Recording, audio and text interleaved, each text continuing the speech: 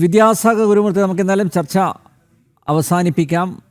ഞാൻ ആമുഖത്തിൽ ചോദിച്ച പല ചോദ്യങ്ങളും അതിന് വ്യക്തമായിട്ടുള്ള ഉത്തരം കിട്ടിയില്ല. ചിലർക്ക് ചില പ്രിവിലേജസ് കിട്ടുന്നു. നിയമത്തിൻ്റെ വഴിക്ക് പോകണം, അല്ലേ? മന്ത്രിയായാലും തന്ത്രിയായാലും അന്വേഷണം ശരിയായ ദിശയിൽ പോകണം എന്ന് എല്ലാവരും ആഗ്രഹിക്കുന്നുണ്ട്. പക്ഷേ SITയിലുള്ള വിശ്വാസ്യത നഷ്ടപ്പെടുന്നു എന്നൊരു ഫീലിംഗാണ്, ആ ഒരു അനുഭവമാണ് സാധാരണക്കാർക്ക് ഉണ്ടാകുന്നത്. അതുകൊണ്ട് തന്നെയല്ലേ ഈ ഒരു തിടുക്കത്തിലെ അറസ്റ്റ് എന്ന് ആരെങ്കിലും സംശയിച്ചാൽ അവരെ കുറ്റം പറയാനും പറ്റില്ല. വിദ്യാസാഗർ ഗുരുമൂർത്തി, ഇനി എന്തായിരിക്കും?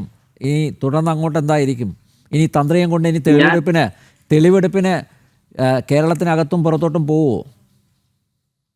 അല്ല, ഇത് SIT എന്ന് പറയുന്നത് I felt that it was A very open and free agency. അങ്ങനെയല്ല, അതും ഒരു രൂപത്തിൽ കെട്ടിയിട്ട രൂപമൃഗത്തെ പോലെയാണ് പെരുമാറുന്നത് എന്ന് എനിക്കിപ്പോൾ തോന്നുന്നു. കാരണം SIT പ്രവർത്തിക്കുന്ന രീതിയിലല്ല ഇന്ന് ലോക്കൽ പോലീസ് ചെയ്യാത്ത പരിപാടിയാണ് അവർ ചെയ്തിരിക്കുന്നത്. ഒരാളെ ബുക്ക് ചെയ്യാൻ, ഒരാളെ അറസ്റ്റ് ചെയ്യാൻ എന്തെങ്കിലും ഒരു പരിസരം വേണ്ടേ? കടകംപള്ളിയെ വിളിച്ച്, അങ്ങനെ പറയും, കടകംപള്ളിയെ വിളിച്ച് കുറെ നേരം സ്വകാര്യ സംഭാഷണം നടത്തി പറഞ്ഞയച്ച പോലെ ഒരു ദാക്ഷിണ്യം തന്ത്രിയുടെ കാര്യത്തിൽ വരാത്ത രണ്ട് കാരണങ്ങളാണ് ഞാൻ പ്രധാനമായിട്ടും കാണുന്നത്. ഒന്ന്, ഇന്നലത്തെ ഹൈക്കോടതിയുടെ കൂരമ്പുകൾ ഏറ്റുവാങ്ങിയ തിരുവിതാംകൂർ ദേവസ്വം ബോർഡ് അയ്യപ്പ സംഗമം നടത്താൻ എവിടുന്ന് പൈസ? ആകെ 40 പേര്, പിണറായി വിജയൻ അടക്കം 40 പേര് പങ്കെടുത്ത പരിപാടിക്ക് 3.5 കോടിയുടെ ചെലവെന്താണ്? ആ പൈസ ആര് തന്നു? സംശയ പട്ടികയിൽപ്പെട്ട ആരെങ്കിലും ഇതിൽ സ്പോൺസേഴ്സ് ഉണ്ടോ?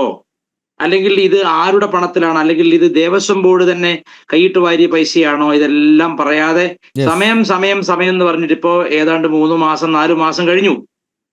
അത് പുറത്തു വരാതിരിക്കാൻ വേണ്ടിയിട്ടുള്ള ഒരു നാടകം. രണ്ടാമത്തത്, മതേതര കേരളത്തിന്റെ ഐശ്വര്യ മുഖമുദ്രയായ തീവ്രത അളക്കുന്ന ബാലൻ സാറ്, AK ബാലൻ സാറ് രാവിലെ ഒരു പ്രസ്താവന, ഇന്നലെ ഒരു പ്രസ്താവന ഇറക്കിയിട്ടുണ്ട്.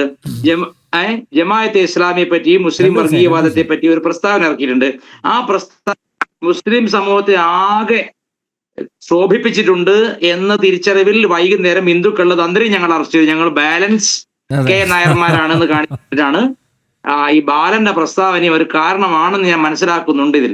കാരണം ഈ AK ബാലനും അതുപോലെ തന്നെ ഹൈക്കോടതിയുമാണ് ഇപ്പോഴത്തെ മുഖ്യമന്ത്രിയുടെ മുമ്പിൽ ഉള്ള വലിയ സമസ്യകളായി മാറിയിരിക്കുന്നത്. ജമാഅത്തെ ഇസ്ലാമിയെ പറഞ്ഞതാണെങ്കിലും അത് മൊത്തത്തിൽ മുസ്ലിം ജനവിഭാഗത്തിൽ വലിയൊരു ആശങ്കയും ദേഷ്യവും ഒക്കെ CPM-നോട് ഉണ്ടാക്കിയിട്ടുണ്ട് എന്ന കാര്യത്തിൽ സംശയമില്ല.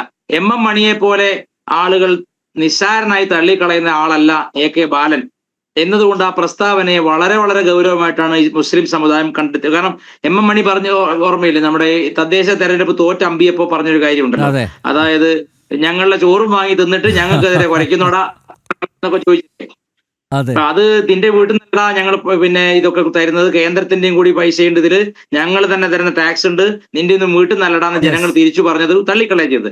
പക്ഷെ പൊതുവെ CPM നേതാക്കന്മാരിൽ കാണാത്ത ഒരു മുസ്ലിം വിരുദ്ധത AK ബാലനിലൂടെ പുറത്തു വന്നപ്പോൾ അതിൽ വളരെയധികം ആശങ്കാകുലരായിട്ട് വോട്ടിംഗ് പാറ്റേൺ തന്നെ മാറ്റിക്കളയാവുന്ന ഒരു പ്രസ്താവനയാണത്, മനസ്സിലാക്കണം.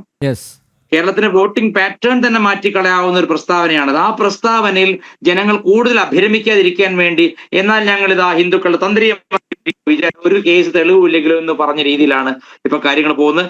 SITയിൽ ഇനി അധികം വിശ്വസിക്കുന്നത് ഈ കേസ് എവിടെ എത്താതെ പോകുന്നുള്ള ഒരു തെളിവും കൂടിയാണ് ഈ ഒരു അറസ്റ്റ്. എനിക്ക് തോന്നുന്നത് ഇതിന് വലിയ ഏജൻസികൾ, വലിയ കുറെ കൂടെ ബുദ്ധിയുള്ള, കുറെ കൂടെ നിയമത്തെ മാനിക്കുന്ന ഏജൻസികൾ വന്നാൽ മാത്രമേ ഇതിൽ വലിയ വലിയ ശരിയായ ദൈവം ആരാണ് ഈ കേസിലെന്ന് തെളിയുള്ളൂ. ദൈവതുല്യരും ദൈവവും ഉണ്ടല്ലോ. അപ്പൊ ആരാണ് ഈ കേസിൽ സ്വർണ്ണപ്പാളി കടത്തിന് പേരിൽ ദൈവം തെളിക്കണമെങ്കിൽ ഇനി വലിയ ഏജൻസികൾ വരിക തന്നെ വേണം എന്നാണ് ഞാൻ കണക്കാക്കുന്നത്.